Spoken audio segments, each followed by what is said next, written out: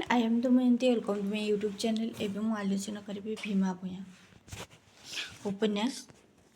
ମୁଁ PG syllabus wise ଆଲୋଚନା କରୁଛି। ତ ଆମର ଥାର୍ଡ଼ ସେମିଷ୍ଟରରେ ଭୀମା ଭୂୟାଁ ଅଛି। ତ ପ୍ରଥମ ପରିଚୟ ଦେଖିବ। ମଗୁଶିରରେ ସିରିସିରିଆ ପୁଷରେ ଭୁସୁଭୁସିଆ ଶୀତ ହେଲେ ବି ନିର୍ବାଣ ମୁଖ ପ୍ରଦୀପ ଆହତ ମୁର୍ମୂଷ ବ୍ୟାଘ୍ର ଭଲ୍ଲୁକଙ୍କର ପରି ମାଘରେ ଶୀତର ବଡ଼ ରାଗ ବୋଲି ଜଣାଶୁଣା। ମଗୁଶିର ମାସ ହେଲା, ଏଇଟା ମନେ ରଖିବେ। ଆମର ଭୀମା ଭୂୟାଁ ଉପନ୍ୟାସଟା କେଉଁ ମାସରୁ ଆରମ୍ଭ ହୋଇଛି ନା ମଗୁଶିର ମାସ, ଶୀତ ଦିନ। ମାଘ ଗଲାଣି ତଥାପି ରାଗ ଦାଗ ଯାଇନାହିଁ ହେଲା, ମାଘ ମାସ ଗଲାଣି ହେଲେ ବି ଶୀତ ଯାଇନି। ଅରୁଣ ଦେବ ଅଗ୍ନିକୋଣରୁ ଅପସରିବା ଆରମ୍ଭିଲେଣି, କିନ୍ତୁ ଉଷା ଦେବୀ କୁଜଟି ଅଢ଼ଣା ଅନ୍ତର କରିନାହିଁ।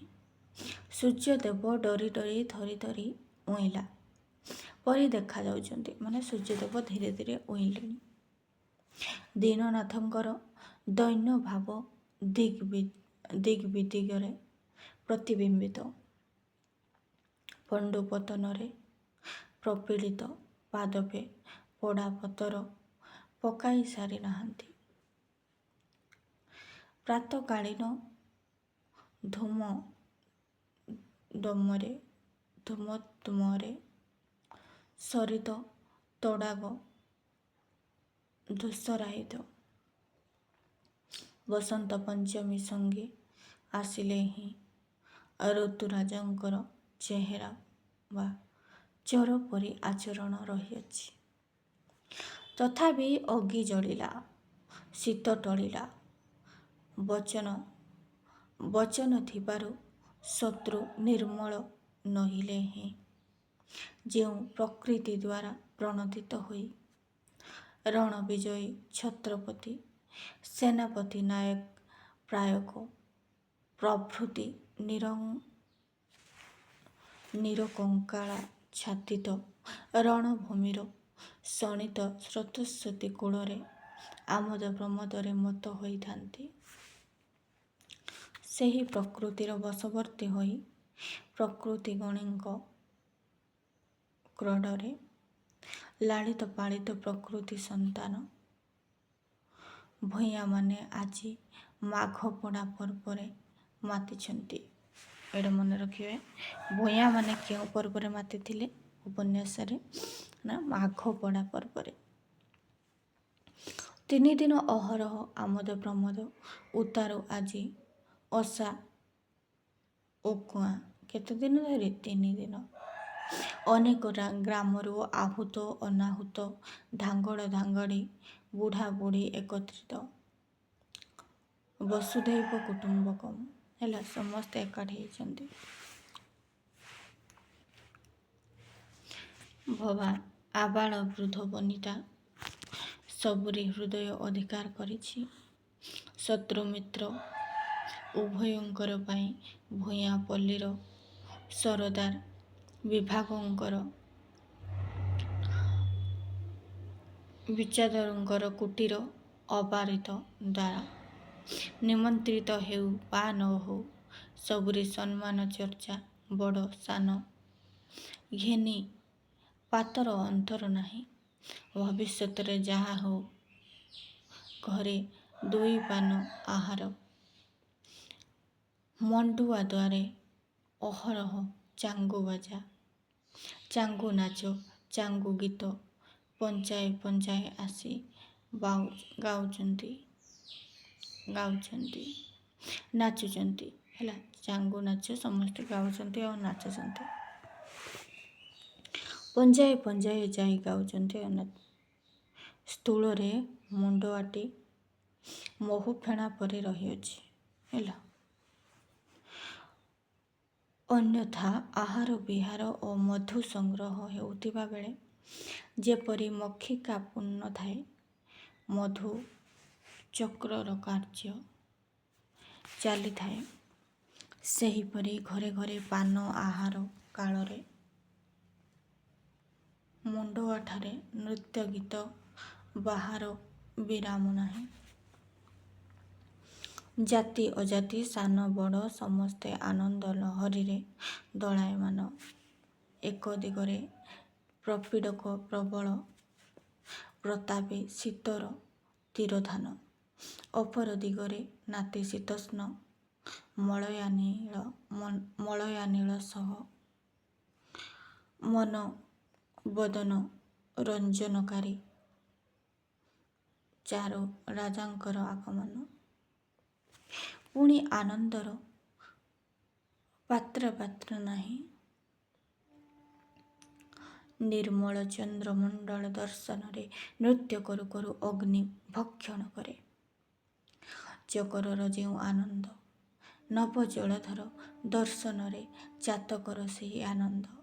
ମଞ୍ଜୁ ଗୁଞ୍ଜମାଳି ନାଲି କାମୁଡାଳି ଯେପରି କାହାରି ଦୁଇ ଚିତ୍ତ ବିନୋଦିଆ ହୀରା ନୀଳା ମାଳା, ସେହିପରି କାହାରି ଦୁଇ ମନ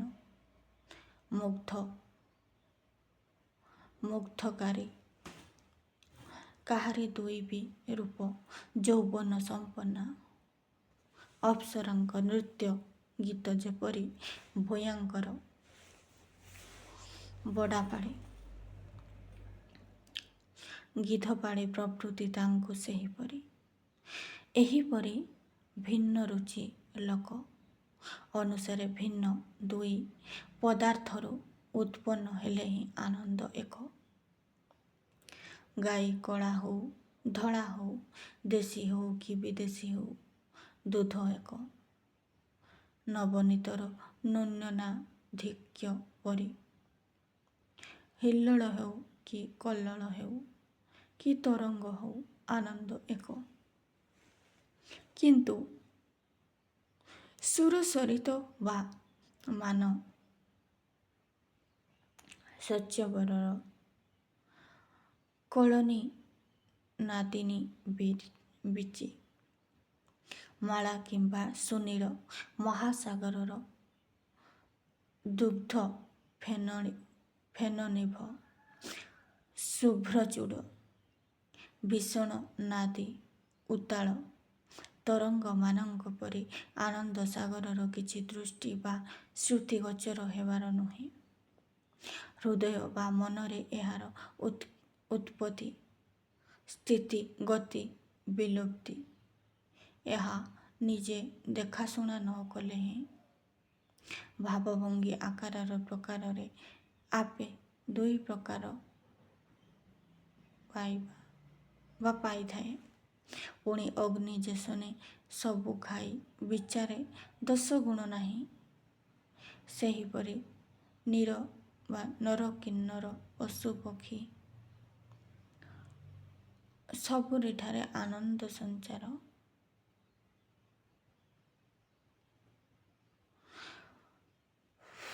ଏଣୁକରି ବିବିଧ କାରୁକାର୍ଯ୍ୟ ଭୂଷିତ ନାନା ଆଲୋକମାଳାରେ ରଞ୍ଜିତ ସୁରମ୍ୟ ସ୍ଫଟିକ ହରମ୍ୟରେ ଆନନ୍ଦ ଯେଉଁ ଲୀଳାଖେଳା ବନ୍ଧୁର ଧୂଳି ଧୂସରିତ ଶାଳା ହୁଳାରେ ଆଲୋକିତ ଭୂୟାମଣ୍ଡରେ ତାର ସେହି ଲୀଳାଖେଳା। ଏହାର ସାନ ବଡ଼ ଉଚ୍ଚ ନୀଚ ବିଚାର ନାହିଁ। ଏହା ଈଶ୍ୱରୀୟ ସ୍ୱର୍ଗନର୍କ ସୁରାସୁର ନରକିନ୍ନର ଯାହାଙ୍କର ନୀଡ଼ା ପିତୁଳା ସେ ସଚ୍ଚିଦାନନ୍ଦ ନାମରେ ଅଭିହିତ। ଏହି ପରମ ପବିତ୍ର ଆନନ୍ଦ ତରଙ୍ଗରେ କୃପଣ ପଣିଆ ଛାଡ଼ିଯାଏ, ବନ୍ଦୀ କାରାମୁକ୍ତ ହୁଏ ଏବଂ ଶତ୍ରୁ ପଣିଆ ମନେ ରହେ ନାହିଁ। ଏହିପରି ଆନନ୍ଦ ସାଗରରେ ମଗ୍ନ ହୋଇଥିଲେ ହିଁ ଯାହା ମନ ଯାହାକୁ ରୋଷେ, ତାହା ବିନା ତାକୁ ଆନ ନ ଦିଶେ। ଯେ ଯାହାକୁ ରୋଷିଛି ସିଏ ତାକୁ ସୁଖୀ କରିବାରେ ଆପଣାକୁ ସୁଖୀ ମଣୁଛି, ତଥାପି ବିରୁଦ୍ଧ ଭାବ ବା ଆଚାରର କୌଣସି ଆଭାସ ନାହିଁ। ଘୃଣା ତାତ୍ସଲ୍ୟ ପ୍ରଭୃତିର ଛାୟା ସୁଦ୍ଧା ଦେଖା ନାହିଁ। ବିଶୁଦ୍ଧ ସତ୍ ଭାବରୁ କେହି ଅନ୍ତର ନୁହେଁ। ଏଥିରେ କେହି କାହାରିକି ଊଣା ନୁହେଁ। ତାହା ହେଲେ ବି ବଡ଼ ବଡ଼ଙ୍କର ଉପରେ ସବୁରି ଆସି। ଚାରି ଭାଇଙ୍କ ମଧ୍ୟରେ ଜ୍ୟେଷ୍ଠ ରାମ ଦାଶରଥୀ। ହେଲା, ଚାରି ଭାଇଙ୍କ ମଧ୍ୟରେ ବଡ଼ କିଏ? ରାମ ଦାଶରଥୀ। ପଙ୍କରୁ କୁମୁଦ ପ୍ରଭୃତି ଜନ୍ମ ଥିଲେ ବି କମଳ ପଙ୍କଜ ନାମରେ ବା ନାମଧାରୀ। ହେଲା, ପଦ୍ମରୁ ଆମର କୁମୁଦ ବା କଇଁ ଜନ୍ମିଲେ ମଧ୍ୟ ଆମର କମଳ ମାନେ ପଦ୍ମ ଫୁଲକୁ ହିଁ ପଙ୍କଜ ବୋଲି କୁହାଯାଏ। ସେହିପରି ଏଠାରେ 3 ଜଣ ଲକ୍ଷ୍ୟର ସ୍ଥଳ। ପ୍ରଥମତଃ ଏ ଗ୍ରାମର ତିଳ ସର୍ଦ୍ଦାର ଝିଅ ଚିହ୍ନାମାଳି। ତାହା ଛଡ଼ା ସର୍ଦ୍ଦାର ଅନ୍ୟ ସନ୍ତାନ ସନ୍ତତି ନାହିଁ। ପୁଣି ସର୍ଦ୍ଦାରଙ୍କ ଗାଈ ମଇଁଷି ଧାନ ଚାଉଳ ଛେଳି ମୁଣ୍ଡା ଅନେକ ଅଛନ୍ତି। ତଥାପି ଧନାଗମର ଫର୍ଦ୍ଦା ସର୍ଦ୍ଦାର ବୃଦ୍ଧ ବୟସରେ ବି ଛାଡ଼ି ନାହାନ୍ତି। ଏସବୁ ଚିହ୍ନାମାଳି ପାଇଁ ଏ ଅଞ୍ଚଳରେ ତାହାପରି କେହି ସୁନ୍ଦରୀ ନାହାନ୍ତି। କାହାପରି? ଚିହ୍ନାମାଳି। ସେ ଯୁବାବସ୍ଥାରେ ଉପସ୍ଥିତ ଚିହ୍ନାମାଳି। ହେଲା, ତାହାର ରୂପ ପରି ଗୁଣ ମଧ୍ୟ ସମସ୍ତେ ପ୍ରଶଂସା କରନ୍ତି। ତାର ରୂପ ଯେମିତି ଗୁଣ ସେମିତି। ଦ୍ୱିତୀୟତଃ ଅପର ଭିତର ସାଧୁ ସର୍ଦ୍ଦାରଙ୍କ ପୁଅ ବାଣାସୁର ଆଉ ଭୀମା। ସର୍ଦ୍ଦାରଙ୍କର କେବଳ ଏହି 2 ପୁଅ। ଏଟା ମନେ ରଖିବେ, ସାଧୁ ସର୍ଦ୍ଦାରଙ୍କର 2 ଜଣ ପୁଅ, ଜଣେ ବାଣାସୁର ଆଉ ଜଣେ ଭୀମା। ସର୍ଟ କୋଶ୍ଚିନ୍ ଆସେ। ତିଳ ସରକାରଙ୍କ ପରି ସାଧୁ ସର୍ଦ୍ଦାରଙ୍କର ସମ୍ପତ୍ତି। ହେଲା, ତିଳ ସର୍ଦ୍ଦାର ଯେମିତି ସମ୍ପତ୍ତି, ସାଧୁ ସର୍ଦ୍ଦାର ମଧ୍ୟ ସେମିତି ସମ୍ପତ୍ତି। ସାଧୁ ମଧ୍ୟ ଧନାଗମ ଉପାୟରୁ ବିରତ ନୁହନ୍ତି। ତାଙ୍କର ମଧ୍ୟ ବହୁତ ଧନ। ପୁଅ ଦୁହେଁ ଯୁବା ଗନ୍ଧର୍ବ ମୂର୍ତ୍ତି। ଦୁହେଁ ଯାକ ବହୁତ ସୁନ୍ଦର। କାମ ଦେଖିଲେ ଝାମ ପିବ। ମହାଧନୁର୍ଦ୍ଧର ଶାନ୍ତ ସୁଶୀଳ ବୋଲି ତିନି ଖଣ୍ଡ ଭିତରେ ଜଣାଶୁଣା, ମାନେ ସବୁଠି ଜଣାଶୁଣା ସେମାନେ। କାମ ଦାମ ସୁନ୍ଦର, ସବୁଥିରେ ବହୁତ ଭଲ। ବାଣାପୁର ବଡ଼, ଭୀମା ସାନ। ହେଲା, ବାଣାସୁର ହେଉଛି ବଡ଼ ଭାଇ ଆଉ ଭୀମା ସାନ। କିନ୍ତୁ ରୂପରେ ଗୁଣରେ କିଏ 19 କିଏ 20 ଲୋକେ ଠିକ୍ କରି ପାରନ୍ତି ନାହିଁ। ମାନେ 2 ଜଣ ସାରା ରୂପରେ ଗୁଣରେ ସମାନ। ଚିହ୍ନାମାଳି ଧାଙ୍ଗିଡ଼ି, ବାଣାସୁର ଓ ଭୀମା ଧାଙ୍ଗଡ଼। ହେଲା, ଚିହ୍ନାମାଳି ହେଉଛି ଧାଙ୍ଗିଡ଼ି ମାନେ ଝିଅ, ଆଉ ଏମାନେ 2 ଜଣ ଧାଙ୍ଗଡ଼ା। ମାନେ ଭୂୟାଁ ସମ୍ପ୍ରଦାୟରେ ଝିଅ ପୁଅମାନଙ୍କୁ ଧାଙ୍ଗଡ଼ା ଧାଙ୍ଗିଡ଼ି କୁହାଯାଏ। ରୂପଗୁଣ ଯାହାର ଯାହା ହଉ, ଅଚିନ୍ତା ମନ କାହାକୁ ବୋଲାଯାଏ, ତାହା ତିନିଙ୍କ ମଧ୍ୟରୁ ଯାହାକୁ ଦେଖ ତାହାଠାରୁ ଜଣାଯାଏ। ତିନିହେଁ ଖାଉଛନ୍ତି, ପିଉଛନ୍ତି, ନାଚୁଛନ୍ତି, ଖେଳାଉଛନ୍ତି। ସାନ ବଡ଼ ସବୁରି ସଙ୍ଗେ ଏହିପରି କରୁଥିଲେ ବି ବାଣାସୁର ଓ ଭୀମା ଦୁହେଁ ଚିହ୍ନାମାଳିକି ରଚି। ହେଲା, ବାଣାସୁର ଆଉ ଭୀମା 2 ଜଣ ସାରା ଚିହ୍ନାମାଳିକୁ ମନେ ମନେ ଭଲ ପାଉଛନ୍ତି। ରଚିଥିବା ବିଷୟରେ କାହାରି ଦ୍ୱିଧା ନାହିଁ। ଚିହ୍ନାମାଳିର ମନ ଧରିବାକୁ, ଅଠା କାଠି ଚାଳିବାରେ କେହି କାହାରକୁ ଊଣା ନୁହେଁ। ଏପରି ଅନେକ ଦିନ ହେଲା ଚାଲି ଆସୁଛି ବୋଲି ସମସ୍ତଙ୍କୁ ଜଣାଶୁଣା। କିନ୍ତୁ ଧାଙ୍ଗିଡ଼ି ମନ କାହା ଆଡ଼କୁ ଢଳିଛି କେହି ବୁଝିପାରୁନାହାନ୍ତି, କେହି ବି ବୁଝୁନାହାନ୍ତି ତା କଥା ହେଲା। ଏହି ପର୍ବରୁ ଏହା ଜଣାପଡ଼ିବାର ଆଶା ଅଛି। ସେଥିପାଇଁ ଲୋକେ ଆରମ୍ଭରୁ ଛକାଛକିରେ ରହିଥାନ୍ତି। ମାତ୍ର ଧାଙ୍ଗଡ଼ିର ପାତର ଅନ୍ତର କାହାରି ଆସିରେ ତଳେ ମାତ୍ର ପଡ଼ୁନାହିଁ। ସାନ ଭାଇ ବଡ଼ ଭାଇ ହେଲେ ବି ସେ କାହାରିକି ବଡ଼ ବା କାହାରିକି ସାନ ମଣୁଥିବାର ଦେଖାଯାଉନାହିଁ ହେଲା। ସାନ ବଡ଼ ହେଲେ ମଧ୍ୟ ଚିହ୍ନାମାଡ଼ି ଦୁଇ ଭାଇଙ୍କୁ ସମାନ ଚକ୍ଷୁରେ ଦେଖେ। ବରଂ ସେ ଦୁହିଁକି ଦୁଇ ଆଖିର ପିତୁଳା ପରି ସମାନ ଘେନୁଥିବାର ଲୋକେ ଦେଖନ୍ତି। ମାନେ ଦୁଇ ଆଖିର ପିତୁଳା ପରି ସେ ଦେଖେ। ସୁତରାଂ ଏଠାରେ କହିଲେ ଅଯଥା ହେବ ନାହିଁ ଯେ କାହା ମନ କାହାକୁ ଜଣା, କେକରେ ଅଧିକ କେକରେ ଊଣା।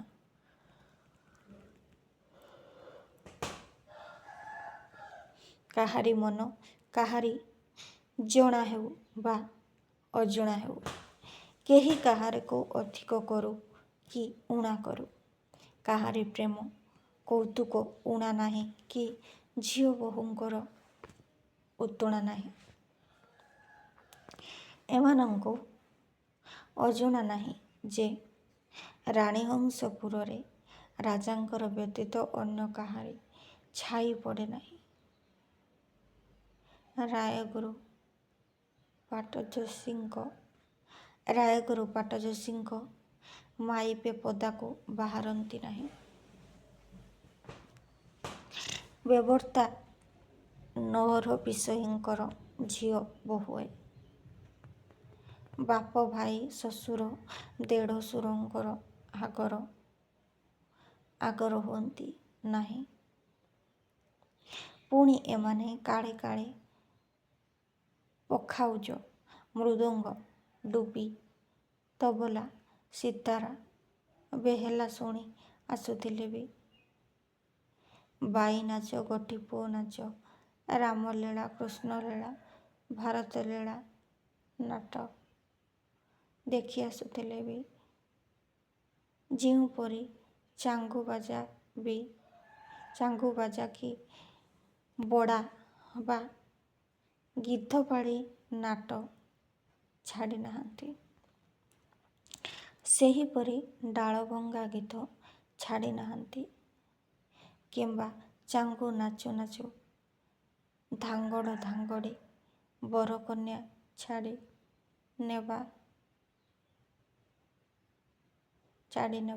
ଛଡ଼ି ନାହାନ୍ତି। ଗୁରୁଜନ ବା ବୟାଧିକ ଲୋକେ ଥିବା ସ୍ଥଳେ ବିଶୁଦ୍ଧ ପ୍ରେମ କୌତୁକ କିମ୍ବା ଝିଙ୍କା ବିବାହ ପାଇଁ ଚାଙ୍ଗୁ ନାଚରୁ ପ୍ରେମିକ ପ୍ରେମିକାମାନଙ୍କର ବନଗମନ ଏହାଙ୍କଠାରେ ଶଙ୍କା, ଭୟ, ନିନ୍ଦା, ଘୃଣା, ତାଚ୍ଛଲ୍ୟର ବିଷୟ ନୁହେଁ। ଆପଣା ମନ ଭଳି ବରଂ କନ୍ୟା ବଛାବଛି ଚାଙ୍ଗୁ ନାଚର ପ୍ରଧାନ ଉଦ୍ଦେଶ୍ୟ। ଚାଙ୍ଗୁ ନାଚର ପ୍ରଧାନ ଉଦ୍ଦେଶ୍ୟ କ'ଣ? ବରକନ୍ୟା ବଛାବଛି। ଏଇଟା ମନେ ରଖିବା, କାରଣ ଯେଉଁଠି ଆମର ଚାଙ୍ଗୁ ନାଚ ହେଉଥାଏ ସେଠାରେ ଉଭୟ ଧାଙ୍ଗଡ଼ା ଧାଙ୍ଗଡ଼ି ମାନେ ଯାଇଥାନ୍ତି, ସେଠାରେ ନିଜକୁ ପସନ୍ଦ କରିଥାନ୍ତି। ଏଥିପାଇଁ ସାରକୁଦର ଧାଙ୍ଗଡ଼େ ମେଦିନୀପୁର, କୁଆଁରର ଧାଙ୍ଗଡ଼ି ପାଟପୁରକୁ ଯାଇ ଚାଙ୍ଗୁ ନାଚନ୍ତି। ଏଇଟା ମନେ ରଖିବେ। ଆମର ସାରକୁଦର ଧାଙ୍ଗଡ଼ି ମାନେ କେଉଁଠି ଯାଆନ୍ତି ନା ମେଦିନୀପୁରକୁ ନାଚିବା ପାଇଁ, ଆଉ କୁଆଁରର ଧାଙ୍ଗଡ଼ି ମାନେ ପାଟରଙ୍ଗାକୁ ଯାଇଥାନ୍ତି। ଏଥିର ସମ୍ବାଦ ଯେ ପୂର୍ବରୁ ନିଆ ହୋଇଥାଏ ତାହା ନୁହେଁ। ଏକ ଗ୍ରାମର ଧାଙ୍ଗଡ଼େ ଅନ୍ୟ ଗ୍ରାମର ବା ଏ ଗ୍ରାମର ଧାଙ୍ଗଡ଼ିଏ ସେ ଗାଁରେ ହଠାତ୍ ଯାଇ ପହଞ୍ଚନ୍ତି, ତଥାପି କାହାରିକି ଫେରାଇ ଦିଆଯାଇ ନପାରେ।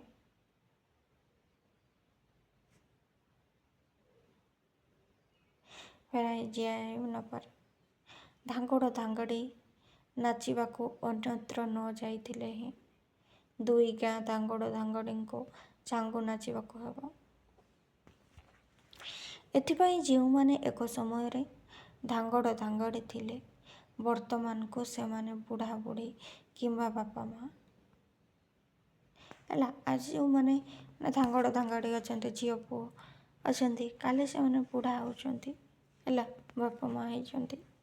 ସେମାନେ କ୍ଷମା ଚାଉଳ ଭାତ ସାଙ୍ଗକୁ ବିହି ଡାଲି ମଦ ସାଙ୍ଗକୁ ମାଂସର ଜଗାଇବାରେ ତ୍ରୁଟି କରୁନାହାନ୍ତି।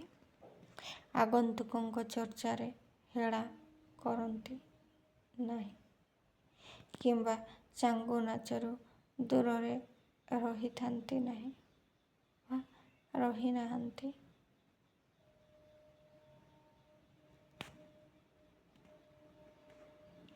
ଏହା ଭଳି କି ମନ୍ଦ, ନିନ୍ଦନୀୟ କି ପ୍ରଶଂସନୀୟ ତାହା ଭୂୟାଁ ବା ତାଙ୍କ ରାଜା ଜାଣନ୍ତି। ମାତ୍ର ଏହା ଜଣାଶୁଣା ଯେ ସେମାନେ ଆଦିମ ଜାତି। ସେମାନଙ୍କର ଏପରି ଚାଲି ଆସୁଅଛି। ସେମାନେ ଯେପରି ଆଦିମ ଜାତି, ସେମାନଙ୍କର ଏ ପ୍ରଥା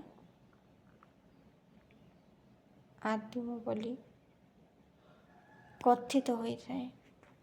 ପୁଣି ଏଣେ ରାଜା ବୈବର୍ତ୍ତ୍ୟା ନଅର ବିଷୟୀ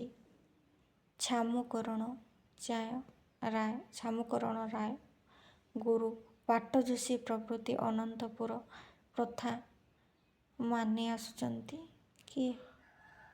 ରାଜା ବୈବର୍ତ୍ତ୍ୟା ନଅର ବିଷୟୀ ହେଲା, ମନେ ରଖିବ। ଏଣିକି ତାହା ଉଠାଇ ଦେବାର ଯତ୍ନ ଓ ଚେଷ୍ଟା ଦେଖାଯାଏ। ସୁତରାଂ କିଏ ଆଦିମ, କିଏ ଅନ୍ତିମ, କିଏ ଭଲ, କିଏ ମନ୍ଦ ବିଚାର ନ କରି ଏତିକି କହିଲେ ବୋଧହୁଏ ଯଥେଷ୍ଟ ହେବ ଯେ କିସ ପୁଣି ଦେଖା ନଯାଏ ଯଦି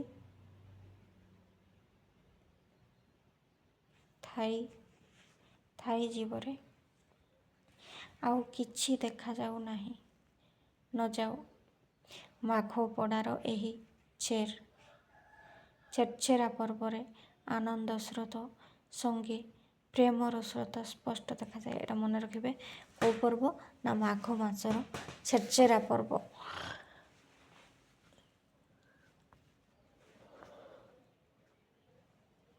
ଏହା ମଣିକାଞ୍ଚନ, ଚିତ୍ରାଚନ୍ଦ୍ର, ଗଙ୍ଗା ଯମୁନାଙ୍କ ମିଳନ, ବୃଦ୍ଧ ବୃଦ୍ଧା, ଯୁବକ ଯୁବତୀ, ବାଳକ ବାଳିକା ସମସ୍ତେ ଉପସ୍ଥିତ। ସମସ୍ତଙ୍କ ମନ ଉଲ୍ଲସିତ, ହୃଦୟ ପ୍ରଫୁଲ୍ଲିତ।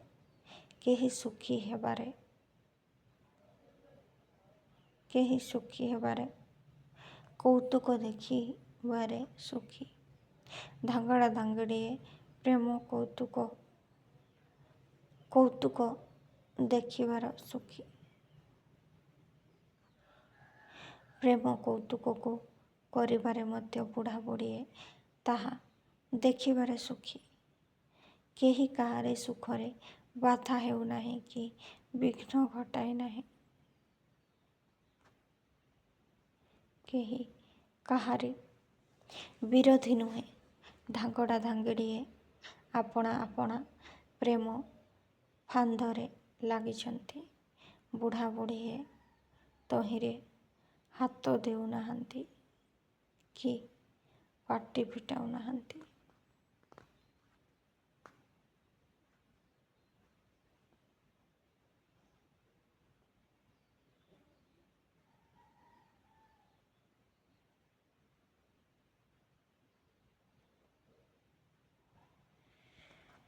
ଏମାନେ ପ୍ରକୃତିର ସନ୍ତାନ, ପ୍ରକୃତି କଡ଼ରେ ଲାଳିତ ପାଳିତ।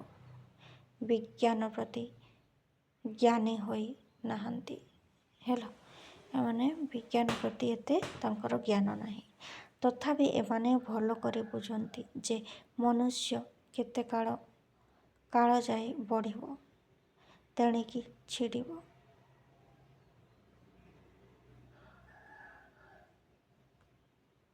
ଅନ୍ତରରେ ଅନ୍ତ ହେବ।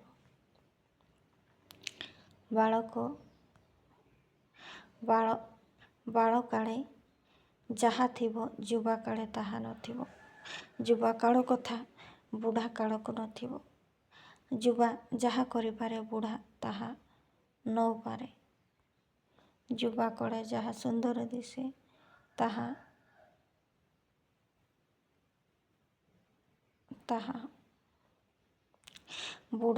ବୁଢ଼ାଠାରେ ମାଗି ଆଣିଲା ପରି ଦେଖାଯାଏ। ଯୁବା କାଳେ ଯାହା ସୁଖକର ବୁଢ଼ା କାଳେ ତାହାକୁ ଅନାଇବାକୁ ମନ ହୁଏ ନାହିଁ। ସୁତରାଂ ପ୍ରେମ କୌତୁକରେ ଯୁବତୀଙ୍କ ପ୍ରତିଦ୍ୱନ୍ଦ୍ୱୀ ହୋଇପାରିବା ପାଇଁ ବୁଢ଼ା ବୁଢ଼ୀଙ୍କର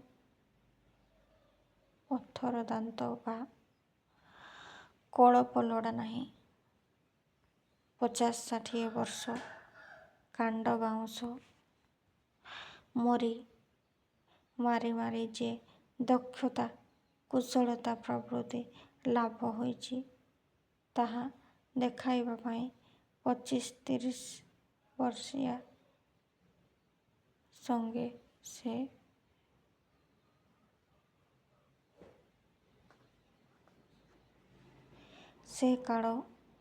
ସେ କାଳ ବୁଢ଼ାଙ୍କର ପ୍ରତିଦ୍ୱନ୍ଦ୍ୱିତା ନାହିଁ।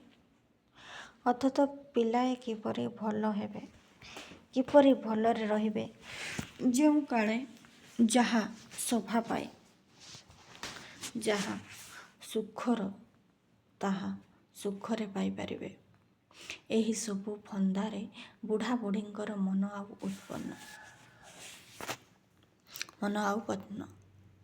ତହିଁରେ ସେମାନଙ୍କର ସୁଖ। ସବୁ କାଳରେ ସଭିଙ୍କି ସବୁ ସୁଖର ନୁହେଁ। କିନ୍ତୁ କିଛି ନିଜକୁ ସୁଖକର ନହିଲେ ବି ସେଥିରେ ଅନ୍ୟକୁ ସୁଖୀ ଦେଖିବାରେ ସୁଖ ଅଛି। ବୁଢ଼ା ଦିନେ ଯାହା ନିଜେ ଖାଇବା ପିଇବା ନାଇବା ପିନ୍ଧିବାରେ ସୁଖ ନାହିଁ, ତାହା ଅନ୍ୟକୁ ଖୋଇବା ପେଇବା ପିନ୍ଧେଇବାରେ ସୁଖ ଅଛି। ଏହା ପୁଅ ଝିଅ ଭାଇ ଭଉଣୀଙ୍କ ପାଇଁ ବାପା ମା ବଡ଼ ଭାଇ ଭଉଣୀଙ୍କର ଯତ୍ନ ଓ ଚେଷ୍ଟାରୁ ଦେଖାଯାଏ। ବାଳକ ପୁଅ ଝିଅ କରିବାରୁ ସ୍ପଷ୍ଟ ପ୍ରକାଶ। ଏହା ପ୍ରକୃତିର ନିୟମ ବୋଲି ଜଣାଯାଏ। କିନ୍ତୁ ବଡ଼ ବଡ଼ିଆ ଦେଖାଇବା ପାଇଁ ଯୁବକଙ୍କର ପ୍ରତିଦ୍ୱନ୍ଦ୍ୱିତା ହେବା କି ବାଟ ଓଗଳି ଖାଦ୍ୟ ମାଡ଼ି ବସିବା ନିୟମ ବୋଲି ଜଣାଯାଏ ନାହିଁ।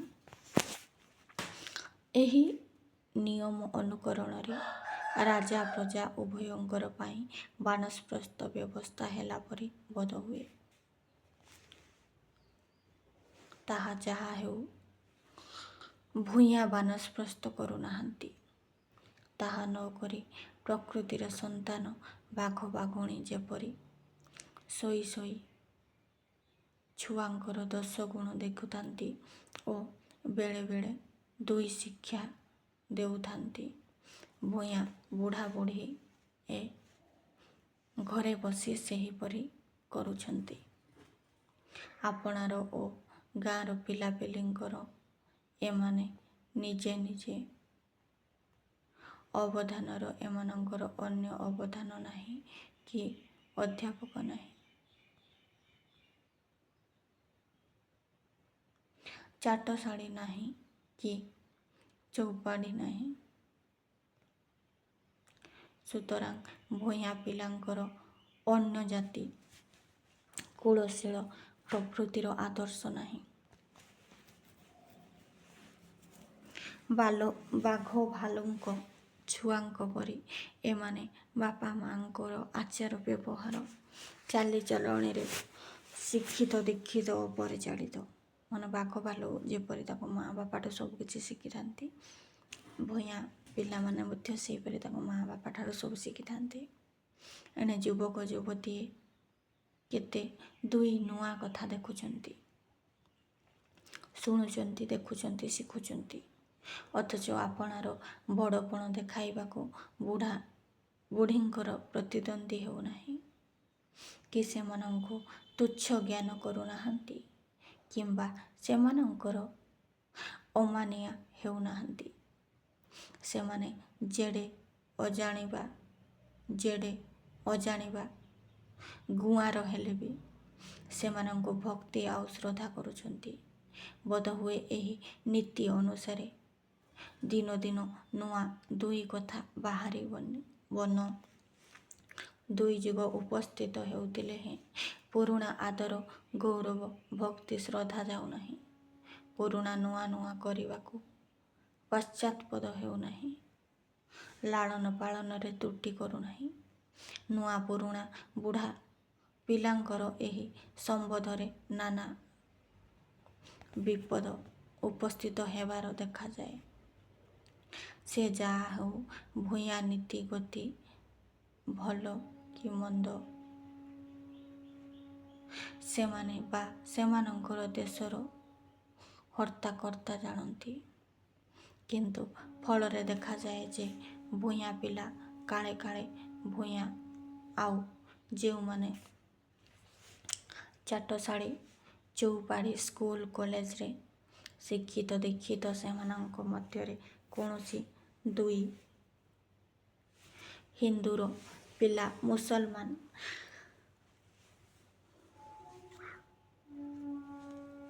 ମୁସଲମାନଙ୍କର ପିଲା ଖ୍ରୀଷ୍ଟିଆନ, ଓଡ଼ିଆ ପିଲା ବଙ୍ଗାଳୀ, ବଙ୍ଗାଳୀ ପିଲା ସିରିଙ୍ଗି, ଦିହିଁଙ୍କୁ ଛୁଆ ମାଙ୍କଡ଼, ମାଙ୍କଡ଼ ଛୁଆ ଦିହ।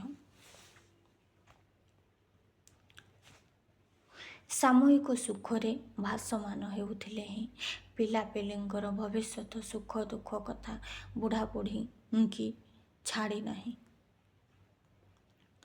ତିଳ ଓ ସାଧୁ ସର୍ଦ୍ଦାର ଦୁହେଁ ବୁଢ଼ା ହେଲେଣି। ହେଲା, ତିଳ ଆଉ ସାଧୁ ସର୍ଦ୍ଦାର ଦୁହେଁ ଯାକ ବୁଢ଼ା ହେଲେଣି। ଦୁହେଁ ଥିଲା ଲୋକ, ମାନେ ଥିଲା ବାଲା ଘରର ଲୋକ, ଜମିଦାର। ଏହାର ଝିଅ, ତାହାର ଦୁଇ ପୁଅ। ତିଳର ଝିଅ ଗୋଟିଏ, ସାଧୁର 2 ଜଣ ପୁଅ। ଯୌବନ ଅବସ୍ଥା ପ୍ରାପ୍ତ, ବିବାହର ଉପଯୁକ୍ତ, ମାନେ ବିବାହ ପାଇଁ ସେମାନେ ଉପଯୁକ୍ତ ହୋଇଗଲେଣି। ଯୋଗ୍ୟ ପାତ୍ର ପାତ୍ରୀଙ୍କ ମିଳନ କରିବା ପିତାମାତାଙ୍କର ଇଚ୍ଛା ସ୍ୱାଭାବିକ।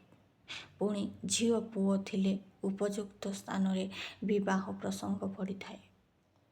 ଝିଙ୍କା ବିବାହ ପ୍ରଥା ପ୍ରଚଳିତ ଥିଲେ ହିଁ ଭୂୟାଁ ଘରେ ଯେ ବରକନ୍ୟା ବଛାବଛିରେ ବାପା ମାଙ୍କର ହାତ ନାହିଁ କି କଥା ନାହିଁ ତାହା ନୁହେଁ। ସେ ସମୟରେ ଝିଙ୍କା ବିବାହ ଥିଲା, ମାନେ ଜଣେ ଜଣକୁ ଟାଣିକି ନେଇଗଲେ ସିଏ ତାକୁ ବିବାହ କରିଥିଲା। କିନ୍ତୁ ହେଲେ ବି ଭୂୟାଁ ଜାତିରେ ସେପରି ନଥିଲା। ପିଲାମାନଙ୍କର ପସନ୍ଦ ଥିବା ବେଳେ ପିତାମାତାଙ୍କର ମଧ୍ୟ ସମର୍ଥରେ ସେମାନେ ବିବାହ କରୁଥିଲେ। କେବଳ ଧାଙ୍ଗଡ଼ ଧାଙ୍ଗଡ଼ିଙ୍କର ମିଳନ ହେଲେ ଯେ ହେଲା ତାହା ନୁହେଁ। ଅକ୍ଷମ ଲୋକ ନହିଲେ ଯେ ହଠାତ୍ କେହି ଝିଙ୍କା ବିବାହ କରିବ ତାହା ନୁହେଁ। କିମ୍ବା ଶତ୍ରୁ ମିତ୍ର ଜାତି ଅଜାତିରେ ଯେ ବିବାହ ହେବ ତାହା ନୁହେଁ। ମାନେ ଜାତି ଅଜାତିରେ ମଧ୍ୟ ବିବାହ କରନ୍ତି ନାହିଁ, ନିଜ ଜାତିରେ ହିଁ ବିବାହ କରନ୍ତି। ମା ବାପାଙ୍କ ସମ୍ମତି ଥାଏ। ଭୂୟାଁଏ ଜାଣନ୍ତି ଯେ କେହି କାହାର ଧାଡ଼ି ଛାଡ଼ିଯାଏ ନାହିଁ। ସେମାନେ ଅବଶ୍ୟ ଜାଣନ୍ତି ନାହିଁ ଯେ ଖରଚ ପ୍ରଭୃତି ପରି ଦମିଶାରେ ଦୁଇ ଜାତିର ଦୁର୍ଗୁଣ ଅଧିକ ବୋଲି ଡାରଉଇନ୍ ସାହେବ ପ୍ରମାଣ କରି ଯାଇଛନ୍ତି। କିମ୍ବା ଜଣେ ପାଦ୍ରୀ ସାହେବ କହି ଯାଇଛନ୍ତି ଯେ ଈଶ୍ୱର କଳା ମଣିଷ କରିଛନ୍ତି, ଈଶ୍ୱର ଧଳା ମଣିଷ କରିଛନ୍ତି। କିଏ କହିଛନ୍ତି? ଏଇଟା ପାଦ୍ରୀ ସାହେବ, ଏଇଟା ମନେ ରଖିବେ। ପାଦ୍ରୀ ସାହେବ କହି ଯାଇଛନ୍ତି ଯେ ଈଶ୍ୱର କଳା ଆଉ ଧଳା ମଣିଷ କରିଛନ୍ତି। କିନ୍ତୁ ଶୈତାନ ଦମିଶାଙ୍କୁ ସୃଷ୍ଟି କରିଛି। ଶୈତାନ କାହାକୁ ସୃଷ୍ଟି କରିଛି? ଦମିଶାଙ୍କୁ। ତଥାପି ଧାଙ୍ଗଡ଼ ଧାଙ୍ଗଡ଼ିଏ ଆପଣା ଦୁଇ ବରକନ୍ୟା ଠିକ୍ କରୁଥିଲେ ହେଁ ଓ ଝିଙ୍କା ବିବାହ ଚଳୁଥିଲେ ବି ସେମାନଙ୍କର ସ୍ୱେଚ୍ଛାଚାରିତା ନାହିଁ। ବିବାହ ବିଷୟ ପିତାମାତାଙ୍କର ଏକାବେଳକେ ଆୟତ୍ତର ବହିର୍ଭୂତ ନୁହେଁ।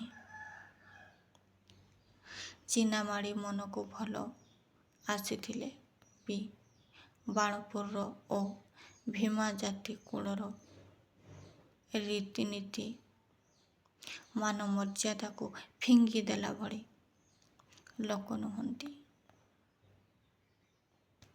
ଗୁପ୍ତ ଭାବରେ ବିବାହ କରି ଚିନାମାଳିକି ସ୍ଥାନାନ୍ତରରେ ରଖି ନିଜ ଲୋକ ବା ଧର୍ମ ଆଖିରେ ଧୂଳି ଦେବା ଭଳି ଶିକ୍ଷିତ ହୋଇନାହାନ୍ତି। ସେମାନେ ଗୁପ୍ତ ଭାବରେ ବିବାହ କରିବା ମଧ୍ୟ ସେମାନେ ଠିକ୍ ମଣନ୍ତି ନାହିଁ। ଯାହା ଇଚ୍ଛା ତାହା କଲା ଭଳି ପ୍ରେମାନ୍ଧ ହୋଇ ନାହାନ୍ତି। ପୁଣି ଚିନାମାଳି ମଧ୍ୟ ସେହିପରି ବାଟ ଚାଲୁଛି। ବାଣାସୁର ଓ ଭୀମା ମଧ୍ୟରୁ କାହାକୁ ବରିବାକୁ ରସିଛି ତାହାର ଢଙ୍ଗ ଢାଙ୍ଗରୁ ଜଣାପଡ଼ୁନାହିଁ। ସେ ଦୁଇ ଜଣ ଭାଇ ମଧ୍ୟରୁ କାହାକୁ ସେ ଭଲ ପାଉଛି ତାହା ଜଣାପଡ଼ୁନାହିଁ। ସେ ଦୁହିଁଙ୍କର ଜଣକୁ ନ ପାଇଲେ ତା ମନ କି ହେବ କିମ୍ବା ତାକୁ ନ ପାଇଲେ ଦୁଇ ଭାଇଙ୍କର ମନ କି ହେବ ତାହା କେହି କହି ନପାରେ। କାରଣ ଏ ତିନିହେଁ ଅନ୍ୟ ଧାଙ୍ଗଡ଼-ଧାଙ୍ଗଡ଼ିଙ୍କ ପାଖେ ପଶୁନାହାନ୍ତି କି ଅନ୍ୟତ୍ର ଚାଙ୍ଗୁ ନାଚ ବା ନାଚି ଯାଉନାହାନ୍ତି ତାହା ନୁହେଁ। ସେମାନଙ୍କ ମନ ଜଣାଯାଉ ନଥିଲେ ହେଁ ସେମାନେ ଆପଣା ଦୁଇ କଥାରେ ଏତେ ଉଦାସୀନ ପରି ବୋଧ ହେଉଥିଲେ ହେଁ ତାହାଙ୍କ ପରି ମନୋଭାବ ଗୋପନ କରି ରଖିବାକୁ ତିଳ ଓ ସାଧୁ ପ୍ରୟାସୀ ନୁହନ୍ତି କିମ୍ବା ସେପରି ଉଦାସୀନ ନୁହନ୍ତି। ତାହା କରିବା ସେପରି ହେବା ଉଚିତ କି ନୁହେଁ ଏବଂ ତହିଁ ପାଇଁ ଯେ ଆଉ ସମୟ ନାହିଁ ତାହା ସେ ଦୁହେଁ ବୁଝି ସାରିଲେଣି। ଅବଶ୍ୟ ତାଙ୍କର ଆଉ ଧାଙ୍ଗଡ଼ି ଖୋଜିବାର କି ପ୍ରେମ ଫାନ୍ଦ ପଡ଼ିବାର ସମୟ ନାହିଁ। ତହିଁରେ ଆଉ ସୁଖ ନାହିଁ ବୋଲି ଯେ ସେମାନେ ପୁଅ ଝିଅଙ୍କର ସୁଖ ଦୁଃଖ ଭୁଲିଛନ୍ତି ତାହା ନୁହେଁ। ନିଆଁଗଦା କତିରେ ବସି ଦୁହେଁ ଧାଙ୍ଗଡ଼-ଧାଙ୍ଗଡ଼ିଙ୍କର ନାଚ ରଙ୍ଗ ଦେଖୁଛନ୍ତି। ଏ କଥା ସେ କଥା କଥାବାର୍ତ୍ତା କରୁଛନ୍ତି। ସେଠାରେ ଆଉମାନେ ବି ବସିଛନ୍ତି ଓ ଆସି ବସୁଛନ୍ତି। ଏହିପରି କଥାରେ ତିଳ କହିଲା, କ'ଣ କହିଲା? କି ସରଦାର ରେ, ବୁଢ଼ା ହେବାକୁ ଭଲ ବଢ଼ିଲା କି, ଲୋଭ ବଢ଼ିଲା କି? ଧାନ ଚାଉଳ ଖରଚ ହେବା ଡରରେ ଜୀଇ ଥାଉ ବାହାଘର କରିବ ନାହିଁ ନା କିଛି ନ ଥିଲା ପରି ଝିଙ୍କା ବାହା କରିବ ବୋଲି ଆମର ସରଦାରେ କହୁଛନ୍ତି। ହେଲା, ସାଧୁ କହୁଛନ୍ତି। ସାଧୁର ଯେହେତୁ ଦିଟା ପୁଅ ତେଣୁକରି ସେ କହୁଛନ୍ତି ତୁମର ତ ଧନ ଜନ ସବୁ ଅଛି ଆଉ କାହିଁକି ପିଲା ଦୁଇଟାକୁ ବାହାଘର କରୁନ ବୋଲି କହୁଛନ୍ତି। ନା ଝିଙ୍କା ବାହାଘର କରିବ କି ବୋଲି କହୁଛନ୍ତି। ଖର୍ଚ୍ଚ ହେବ ବୋଲି ଡରୁଛ। ସାଧୁ କହୁଛନ୍ତି ତମେ ବି ତ ସରଦାରିଟିଏ, ମାନେ ତମେ ବି ତ ଗୋଟେ ସରଦାରି ଜମିଦାର। ତମର ଧନ ଦୌଲତ କମ୍ କ'ଣ? ତମର କ'ଣ ଧନ ଦୌଲତ କମ୍ ଅଛି? ମୋର ତ ଦିଟି ପୁଅ, ସେରକ ଅଧ 2 ସେର କରିନେବେ। ମୋର ତ ଦୁଇଟା ପୁଅ, ମାନେ ଯେତିକି ଜମି ଅଛି ତାକୁ 2 ଭାଗ କରିନେବେ। ତମର ତ ଏତେ ଅଛି, ତହିଁକି ଖାଲି ଗୋଟିଏ ଝିଅ। କହୁଛନ୍ତି ତମର ତ ଏତେ ଜମି, ସେଥିରେ ପୁଣି ଗୋଟେ ମାତ୍ର ଝିଅ। ଧାନ ଚାଉଳ ଖରଚକୁ କାହାର ଡର ବେଶୀ? ତାହେଲେ କହିଲ ତ, ତମେ ବି ତ ତମେ ଝିଅକୁ ବାହାଘର କରୁନ, ତାହେଲେ ଏବେ ଧାନ ଚାଉଳର ଖର୍ଚ୍ଚ ହେବ ବୋଲି କାହାର ବେଶୀ, ମୋର ନା ତମର? ତିଳ କହୁଛନ୍ତି ହଁ, ତମକୁ କହିବାକୁ ହେଉଛି ଟୋକିଟା କଥା କିଛି ଜଣାଯାଉନାହିଁ।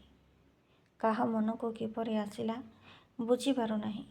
ସେଥିପାଇଁ କୁଆଡ଼ୁ କିଛି କରିପାରୁନି। ମୁଁ ମୋ ଝିଅ କଥା କିଛି ବୁଝିପାରୁନି ବୋଲି କହୁଛି। ସାଧୁ କହୁଛନ୍ତି, ଦିନ ଯାଉଛି ନା ଆସୁଛି, ଆଉ କେତେ କାଳ ଏହିପରି ବସିବ? ତିଳ, ମନେ କରିବ ନାହିଁ ଯେ ମୁଁ ଆଖି ବୁଜି ବସିଛି। ତମେ ବି ତ ସବୁ କଥା ଜାଣ। ତମେ କି ମନେ କରୁଛ କହିଲ? ସେ କହୁଛନ୍ତି, ମୁଁ କ'ଣ ଆଖି ମୁଜିକି ବସିଛି? ମୁଁ ସବୁ ଜାଣୁଛି, କିନ୍ତୁ ତମେ କ'ଣ କରିବା କହିଲ? କହୁଛନ୍ତି। ସାଧୁ କହୁଛନ୍ତି, ତମ ଝିଅ ଆମ ଦୁଇ ପୁଅଙ୍କ ମନ ନେଲା ପରି ଦେଖାଯାଉଛି, ଆଉ ସେ ତାଙ୍କ ମନକୁ ଆସିଲା ପରି ଜଣାଯାଉଛି। ତେବେ କାହାକୁ କରିବା ତାହାର ଇଚ୍ଛା ଜଣାପଡ଼ୁନାହିଁ। ସେ କହୁଛନ୍ତି, ସେ କାହା ସହିତ ବାହାଘର କରିବା ତା ଇଚ୍ଛା ଜଣାପଡ଼ୁନାହିଁ ବୋଲି କହୁଛି।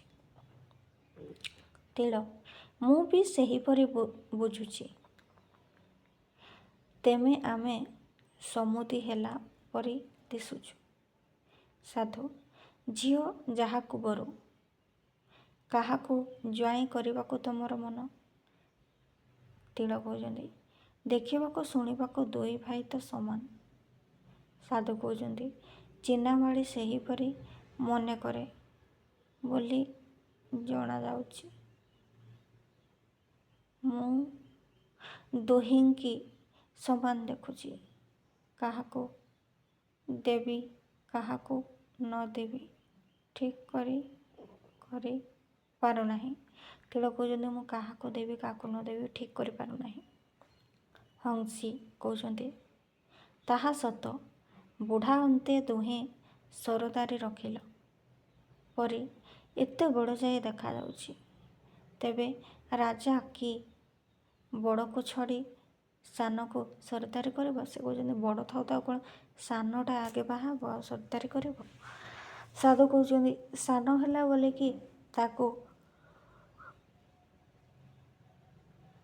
ଆଉ ସରଦାର ଝିଅ ମିଳିବ ନାହିଁ? ତିଳଙ୍କର ତ ପୁଅ ନାହିଁ। ତାଙ୍କର ଖୁଆଇ ତାଙ୍କ ଜ୍ୱାଇଁ ହେଲେ ତାଙ୍କ ସରଦାରି ଖଣ୍ଡିକ ମିଳିପାରେ। ହେଲା, ତିଳର ଯେହେତୁ ପୁଅ ନାହିଁ, ତେଣୁକରି ତାର ଯେଉଁ ପୁଅ ତାକୁ ବାହା ହେବ, ସାଧୁର ଯେଉଁ ପୁଅ ସେଠି ସରଦାରି ହେବ, ଜମିଦାର ହେବ ତା ଘରେ। ତିଳ କହୁଛି, ତାହା ତ ସତ।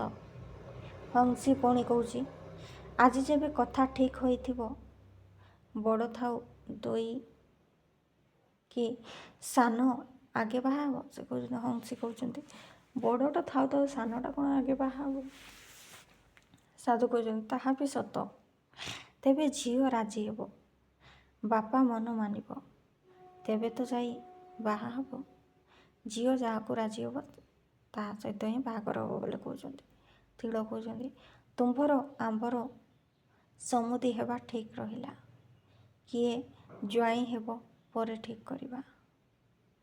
ହେଲା, ତିଳ କହୁଛନ୍ତି, ତମେ ଆମେ କ'ଣ ସମୁଦି ହେବା ବୋଲି କଥାବାର୍ତ୍ତା ହେଲେ, ଆଉ ଜ୍ୱାଇଁ କିଏ ହେବ ପରେ ଠିକ୍ କରିବା। ଏଥି ଉତ୍ତାରୁ ଆଉ ଦୁଇ ବିଷୟର କଥାବାର୍ତ୍ତା ଚାଲିଲା। ଚାଙ୍ଗୁ ନାଚ ଯେପରି ଲାଗିଲା ସେହିପରି ଲାଗି ରହିଲା। ଦ୍ୱିତୀୟ ପରିଚ୍ଛେଦ। କଥାରେ ଅଛି, ରାଜା ବାପ ବେବର୍ତ୍ତା ବା ଦେବାନମା। ସେହିପରି ରାଜା ସୂର୍ଯ୍ୟ ବେବର୍ତ୍ତା ଚନ୍ଦ୍ର ବୋଲାଯାଇ ପାରନ୍ତି। ରାଜାଙ୍କ ପ୍ରତିଭାରେ ବେବର୍ତ୍ତା ପ୍ରତିଭାଶାଳୀ। ସେହି ଅନୁକ୍ରମରେ ସେ ଚନ୍ଦ୍ର ଓ ପ୍ରଜାଏ ତାରକା ଭଳି। ଗୋଟିଏ ଚନ୍ଦ୍ର ପାଖରେ ଗୋଟିଏ ତାରା କିଛି ନୁହନ୍ତି। ପୂର୍ଣ୍ଣିମା ବା ପୂର୍ଣ୍ଣମୀ ନିଶାରେ ବୁଧ ବୃହସ୍ପତି ହସ୍ତାଚିତ୍ରା ନିଷ୍ପ୍ରଭ ପ୍ରାୟ ତାଙ୍କୁ ଖୋଜି ବାହାର କରିବାର କଠିନ। ସେମାନେ ପ୍ରତି ରାତ୍ରରେ ପ୍ରହରୀ ପରି ଥାଇ ଯୁକ୍ ଯୁକ୍ ହେଉଥାନ୍ତି।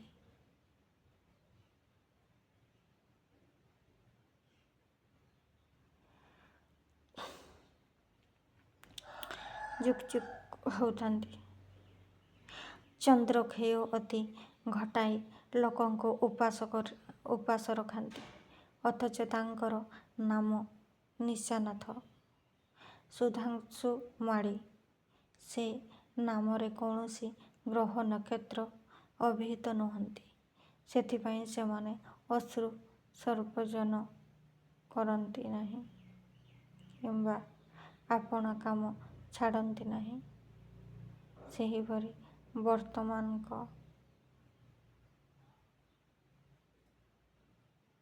ବର୍ତ୍ତମାନଙ୍କ ବଡ଼ ବଡ଼ିଆରେ ପ୍ରଜାଙ୍କର ବିଦ୍ୱେଷ ନାହିଁ।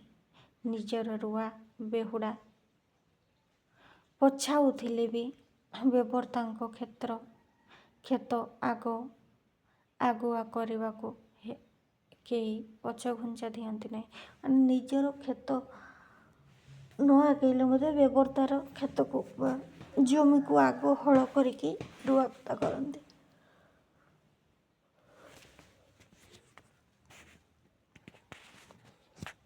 ଆପଣା ପଲ ଖଣ୍ଡ ଖଣ୍ଡ ହୋଇ ଯାଉଥିଲେ ବି ବେବର୍ତ୍ତାଙ୍କ ଉଆସ ପାଇଁ ବେଠି କରିବାକୁ କାହାରି ହେଳା ନାହିଁ। ମାନେ ନିଜ ପଲ ଖଣ୍ଡ ଖଣ୍ଡ ହୋଇଗଲେ ମଧ୍ୟ ବେବର୍ତ୍ତାଙ୍କ ଘରେ ବେଠି କଟିବାକୁ କେହି ପଛଘୁଞ୍ଚା ଦିଅନ୍ତି ନାହିଁ। ତିନି ଓଳି ଉପାସ ଥିଲେ ବି ବେବର୍ତ୍ତାଙ୍କ ଘିଅରେ ଖାଇ ଦୁଧରେ ଆଞ୍ଜଳିବା ଦେଖି କେହି ଧରସର ନୁହେଁ। ନିଜ ଘରେ ଖାଇବାକୁ ନଥାଉ, କିନ୍ତୁ ବେବର୍ତ୍ତା ଘରେ ଘିଅ ମହୁ ସବୁକିଛି ଥାଉ। ଭୋକରେ ଛୋଟ ଦୁଇ ହେଉଥିଲେ ବି ବେବର୍ତ୍ତାଙ୍କ ଘରେ ନାଟ ହଟରେ କାହାରି ଆପତ୍ତି ନାହିଁ। ପ୍ରଜା ଓ ବେବର୍ତ୍ତାଙ୍କର ଏପରି ପ୍ରଭେଦ ଭଲ ହେଉ ବା ମନ୍ଦ ହେଉ, ଏପରି ନ୍ୟୁନାଧିକ ଚାଲି ଆସୁଛି।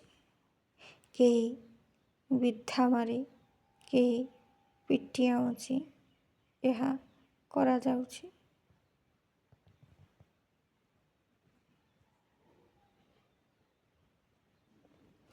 କେହି ସିଧା, କେହି ବା ବଙ୍କା ବାଟରେ, କେହି ବେଠି କରାଇ, କେହି ବା ପଇସା ଦେଇ ଏପରି ତାରତମ୍ୟ ରଖି ଆସୁଛନ୍ତି। ଏପରି ପାର୍ଥକ୍ୟ ଭଲ ହଉ କି ମନ୍ଦ ହଉ, ଆବଶ୍ୟକ ହଉ କି ନ ହଉ, ତହିଁକି କାହାରି ଶୋଚନା ନାହିଁ କି ଭାବନା ନାହିଁ।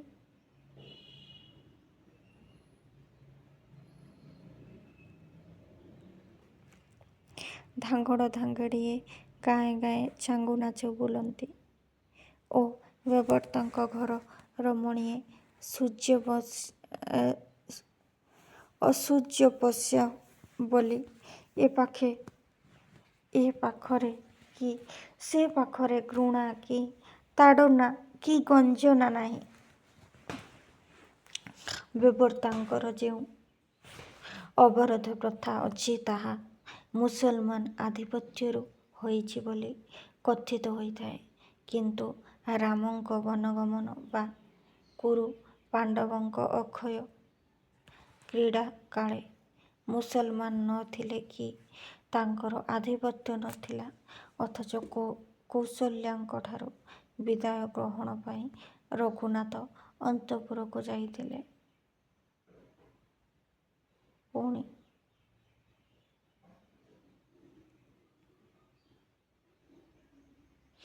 ଏହା ପ୍ରକୃତ ହେଉ କି କାଳ୍ପନିକ ହେଉ, ବାଲ୍ମୀକି ବେଦବ୍ୟାସ ଏହା ଲେଖିଥାନ୍ତୁ କି ରାମାୟଣ ମହାଭାରତରେ ଏହା କେହି ତାଳି ପକାଇଥାଉ ବା ଗୁଞ୍ଜା ଦେଇଥାଉ, ଋଷି ବଚନରୁ ହେଉ କି ଉତ୍ପୀଡ଼ନରୁ ହେଉ, ଏ ପ୍ରଥା ଚଳି ଆସୁଛି। ଏହା ନ ମାନି ଦ୍ରାବିଡ଼ ମହାରାଷ୍ଟ୍ରବାସୀ ହିନ୍ଦୁ ହୁଅନ୍ତୁ ନ ହୁଅନ୍ତୁ, ଯେଉଁଠାରେ ରାଜା ବେବର୍ତ୍ତ, ଶାସ୍ତ୍ରୀ ପଟ୍ଟନାୟକ ପ୍ରଭୃତିଙ୍କ ଛୁଅ ବୋହୂଏ କୋଣରେ ଥାନ୍ତି। ସେଠାରେ ହାଟରେ ଅଧ ହାଟେ ମାଇପେ ଦେଖାଯାନ୍ତି। ବିଲ ବାରିରେ ବାଟରେ ଘାଟରେ ମେଣିପଙ୍କ ସଙ୍ଗେ କାମ ଦାମ କରୁଥାନ୍ତି। ଆତଯାତ ହେଉଥାନ୍ତି। ପୁଣି ଯେଉଁ ଛତ୍ରଛାୟା ରାୟଗୁରୁ, ଛମୁ ପଟ୍ଟନାୟକ, ଚମ୍ପଟ ସିଂହ ସାହୁ ମହାଜନଙ୍କ ସ୍ତ୍ରୀ କନ୍ୟା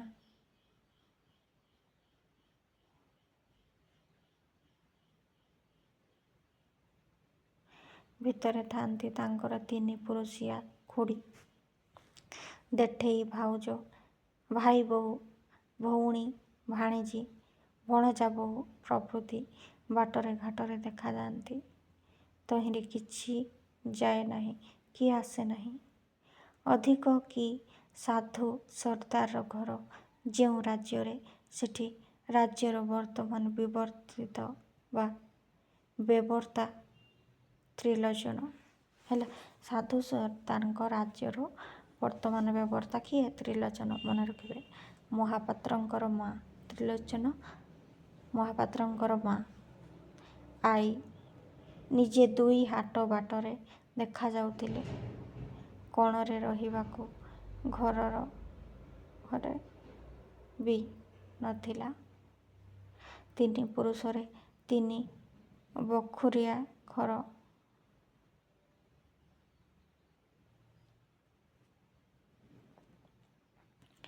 ନଅର ବିଷୟୀଙ୍କ ଘରେ ଖମାରେ ଥାଇ ବାପ ଅଜା ଦିନ ନେଇଥିଲେ। କିନ୍ତୁ ତ୍ରିଲୋଚନ ମହାପାତ୍ର ଗୋବର ଗଦାରେ ପଦ୍ମଫୁଲ, ଉଦ୍ଯୋଗିନୀ, ପୁରୁଷ ସିଂହ, ମୁପୌତି, ଲକ୍ଷ୍ମୀ ବଚନର ଜୀବନ୍ତ ଉଦାହରଣ। ଆବଖଳରୁ ପ୍ରତିଭା ବଳ ଦେଖାଇ ଏମନ୍ତ୍ରତି ସୋପାନ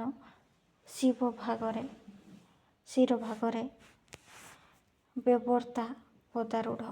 ଏହାକୁ ଗର୍ଭିଣୀ ଗାଇ ବାଟ ଛାଡ଼େ।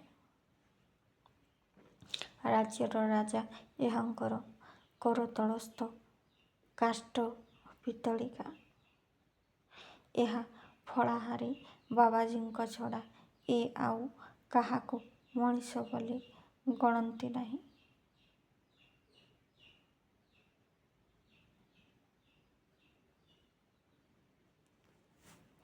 ଏହା ବୋଲି ସେ ଯେ ଖରାଖିଆ ମହାଦେବଙ୍କର ନିକଟ ଜଙ୍ଗଲରେ ବାବାଜୀଙ୍କ ସାଙ୍ଗରେ ରୁହନ୍ତି ତାହା ନୁହେଁ। ବାବାଜୀଙ୍କ ଆସ୍ଥାନରୁ ପ୍ରାୟ 1.5 ପା ବାଟରେ ବେବର୍ତ୍ତାଙ୍କ ଉଆସ। ଏଇଟା ମନେ ରଖିବେ, ବେବର୍ତ୍ତାଙ୍କ ଉଆସ କେତେ ବାଟ ନା ବାବାଜୀଙ୍କ ଆସ୍ଥାନରୁ ପ୍ରାୟ 1.5 ପା ବାଟ। ଗୋଡ଼ ପରି ଖାଇ ଉଚ୍ଚ ପାଚେରୀ ନଥିଲେ ହେଁ ବେବର୍ତ୍ତାଙ୍କର ଉଚ୍ଚ ପିଣ୍ଡା, ବଡ଼ ବଡ଼ ଧୂଳିଆ ଘରର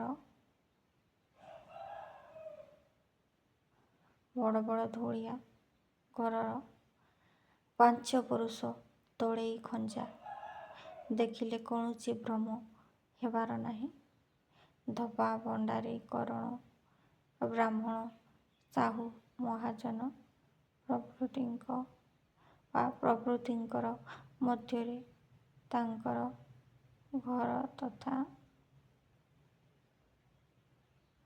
ଘରତାର ମଣ୍ଡଳୀରେ ଚନ୍ଦ୍ର, କମଳା, ବିମଳା ପ୍ରଭୃତିଙ୍କ ମନ୍ଦିର ମଧ୍ୟରେ ବଡ଼ ଦେଉଳ ପରି ବିରାଜୁଅଛି। ତହିଁରେ ପୁଣି ଚଉପାଢ଼ୀ ଉପରେ ତଳେ କେତେ ବ୍ରାହ୍ମଣେ, କେତେ ପଣ୍ଡିତେ, କେତେ ଭଲ ଲୋକିଆ, କେତେ ଗୁହାରିଆ ବସିଛନ୍ତି।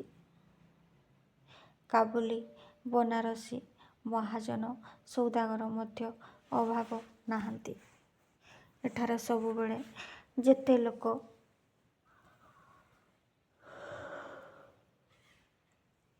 ରାଜୁଦାରେ ସେପରି କ୍ୱଚିତ୍ ଦେଖାଯାଆନ୍ତି। ଏତେ ଲୋକ ଅଛନ୍ତି କିନ୍ତୁ ବର୍ତ୍ତମାନ ବିବର୍ତ୍ତା ନାହାନ୍ତି। ସେ ଥିଲେ ବି ବିବର୍ତ୍ତଙ୍କ ଭିତର କଥା ଜଣାଯାଇ ନପାରେ। ସେହି ପ୍ରକୃତ ଭଲ କି ମନ୍ଦ ପ୍ରକାଶ ହୋଇ ନପାରେ। କାରଣ ଯାହାର ଯେପରି ଭାବନା ତାକୁ ବିବର୍ତ୍ତ ସେହିପରି। ସେ କେତେ ଲୋକଙ୍କୁ କଠୋର ଦଣ୍ଡ ଦେଇଛନ୍ତି, କେତେ ଲୋକଙ୍କୁ ଅନ୍ନବସ୍ତ୍ର ଦେଇଛନ୍ତି, କେତେ କଥା ଗୋପନ କରିଦେବାକୁ ବାଧ୍ୟ, ପୁଣି କେତେ ସ୍ଥଳରେ ସ୍ପଷ୍ଟ କଥା ନ କହିଲେ ନ ଚଳିଲେ ଉପସ୍ଥିତ ଲୋକଙ୍କର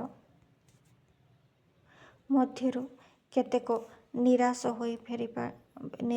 ହୋଇ ଫେରିଯିବେ। କେତେ ବା ଆଶା ପଛେ ପଛେ ଦୌଡ଼ିବାକୁ ଛାଡ଼ିବେ ନାହିଁ। କେହି କେହି ବା କାନ୍ଦି କାନ୍ଦି ଯିବେ, କେହି କେହି ବା ହସି ହସି ଯିବେ। ଏଥିପାଇଁ ବୈପରୀତ୍ୟ ଦୋଷୀ କି ନିର୍ଦ୍ଦୋଷୀ, ଭଲ କି ମନ୍ଦ, ନଡ଼ିଆ କି ଆମ୍ବ ଠିକ୍ କରି ବୋଲାଯାଇ ନପାରେ। ସୁତରାଂ ଭିତର କଥା ଜାଣିବା ନିତାନ୍ତ ପ୍ରୟୋଜନ।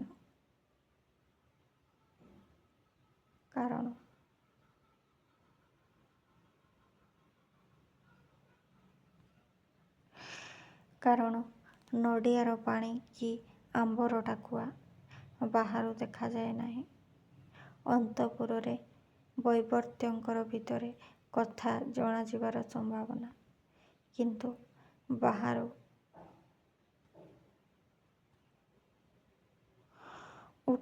ବାହାରୁ ଉଆସ ଆଶାପତ୍ର ଦେଖାଯାଉ ନାହିଁ।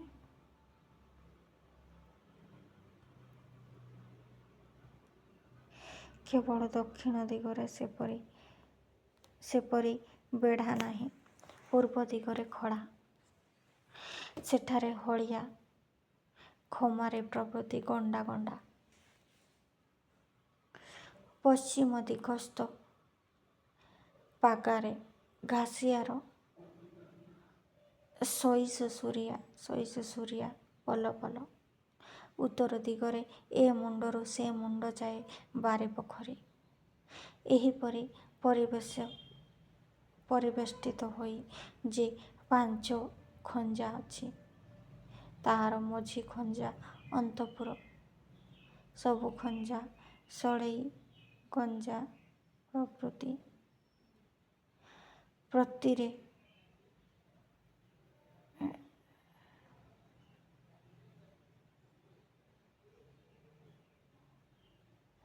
ଏଥିରେ ପୂର୍ବ ପଶ୍ଚିମ ଉତ୍ତର ଦକ୍ଷିଣ ଘର ସବୁରି ମଧ୍ୟାହ୍ନ ଶ୍ରେଣୀ ମିଳି ନଖାମୁରି ଚାରିଆଡ଼େ 5 ବଖରା ଲେଖାଏଁ।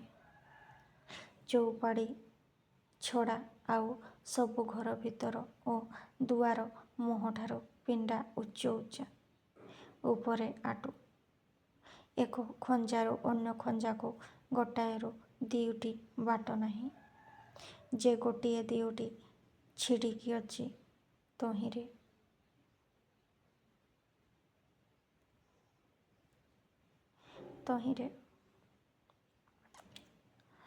ଗବାକ୍ଷ ନାମ ସାର୍ଥକ। ପୁଣି ସେ ସବୁ ଫୁଲ ପତ୍ର, ହାତୀ ଘୋଡ଼ା ବାଘ ଭାଲୁ, ନର ନାରୀ ଚିତ୍ରରେ ପୂର୍ଣ୍ଣ। ବିନ୍ଧାଣୀଙ୍କ ଗୁଣ୍ଠ ଦେଖାଇବା ବି ବିଶୁଦ୍ଧ ବାୟୁ ସଞ୍ଚାଳନ ପାଇଁ ଏକ ଜଳା କବାଟୀ ସବୁ ଅଛି, ତାହା ବିବର୍ତ୍ତା ଜାଣନ୍ତି। ଅଜ୍ଞାନ ନନ୍ଦନ ବାତ ଚୋର ପରି ଆଚରଣ କରୁଥିଲେ ତହିଁପାଇଁ ବିନ୍ଧାଣୀ ଦୋଷୀ ନ ହୋଇପାରେ।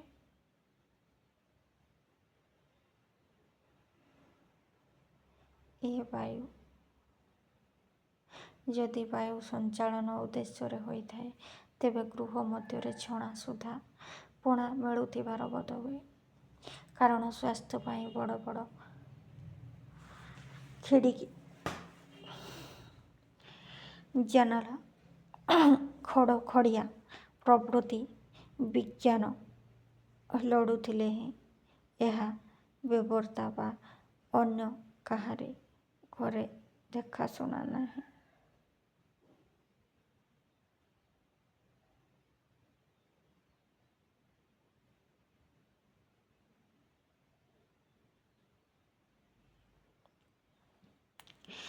କାରଣ ରାଜ୍ୟରେ ସ୍ୱର୍ଗୀୟ ଚନ୍ଦ୍ରଶେଖର ବା ପଠାଣି ସାମନ୍ତଙ୍କର ପରି ପାଠ ଯୋଶୀ ପଦକନ୍ୟାମାନଙ୍କର ତର୍କାଳଙ୍କାର ପଣ୍ଡିତ ବା ବେବର୍ତ୍ତଙ୍କର ପରି ଦୃଷ୍ଟପୁଷ୍ଟ ସବଳ ଧନୁର୍ଦ୍ଧର ଲୋକଙ୍କର ଅଭାବ ନାହିଁ। ସବୁବେଳେ ଜୀର୍ଣ୍ଣ ଶୀର୍ଣ୍ଣ କଳେବର ଧାରଣ ପାଇଁ ଡାକ୍ତର ବୈଦ୍ୟଙ୍କର ବ୍ୟବସ୍ଥା ଘେନି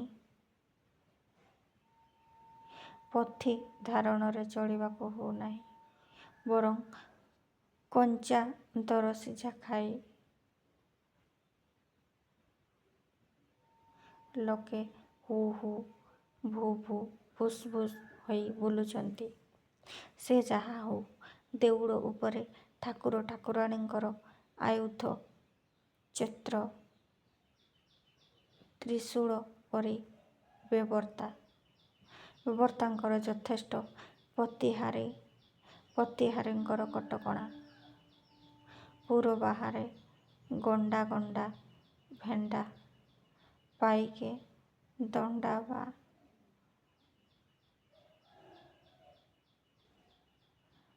ଦଣ୍ଡା ଧରି ବୁଲୁଛନ୍ତି। ଭିତରକୁ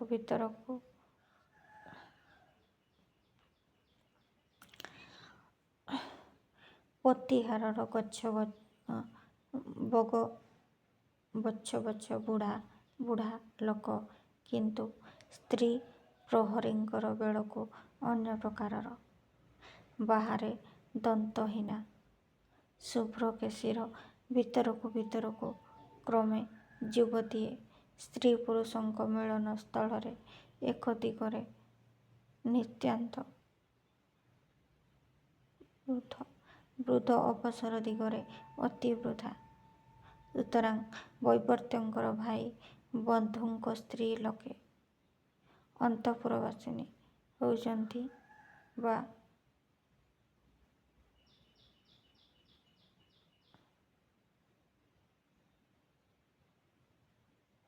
ଚିତ୍ରକଳା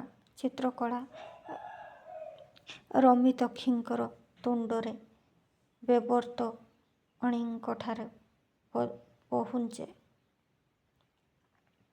ଏହା ଭଲ କି ମନ୍ଦ ତାହା ରାଜା ବା ତାଙ୍କ ବେବର୍ତ୍ତା ଜାଣନ୍ତିନି। ତେବେ ଯେ ଅନ୍ତଃପୁରରେ ଥାଇ ଅନ୍ୟ ସ୍ତ୍ରୀ ପୁରୁଷ ଦେଖିବାକୁ ପାଆନ୍ତି ନାହିଁ, ସେମାନେ ହାଟୁଆଣୀ ବାର ବୋଲି ପ୍ରଭୃତିଙ୍କ ପରି ଚତୁରା ନୁହନ୍ତି କି ମିଛକୁ ସତ କରି ନାହାନ୍ତି। ଅଧ୍ୟାୟ 2 ଏତିକି ଆଜି ଆଲୋଚନା କରିବା। ପରବର୍ତ୍ତୀ ଭିଡ଼ିଓରେ ଆମେ ଆଲୋଚନା କରିବା ଦ୍ୱିତୀୟ ଅଧ୍ୟାୟ। ରହୁଛି। ନମସ୍କାର।